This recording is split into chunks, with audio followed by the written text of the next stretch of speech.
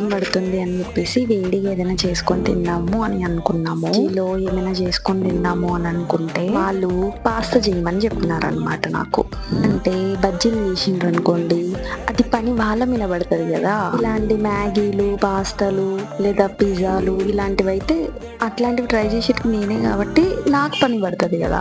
వాళ్ళు ఎంచక్కా కూర్చొని తినొచ్చు అనమాట. నాకైతే అసలు వంటలు రావు. అన్నం వండుతా, ఏవైనా చిన్న చిన్న కర్రీస్ ఉంటే చేస్తా, ఇట్లాంటి ప్రయోగాలు చేస్తా తప్పిస్తే అసలు వంటలే రావు. స్టైల్లో ఎలా పాస్తా చేస్తానో ఒకసారి చూడండి. ఎలా ప్రిపేర్ చేశానో కింద వీడియో ట్యాగ్ చేశాను, దాన్ని ఓపెన్ చేసి చూడండి. చేసుకునే విధంగా కనుక మీరు ఖచ్చితంగా చేసుకున్నారనుకోండి, టేస్ట్ మాత్రం అత్తిరిపోతుంది అనమాట. లో అలా టీవీ చూస్తూ కూర్చొని తింటే ఎంత బాగుంటదంటే నా ఎక్స్ప్రెషన్ చూసే మీరు అర్థం చేసుకోండి, అంత బాగా వచ్చిందనమాట. కింద లాంగ్ వీడియో ట్యాగ్ చేశాను, ఒకసారి ట్యాప్ చేసి చెక్ చేయండి. అంతే వీడియో. Bye bye.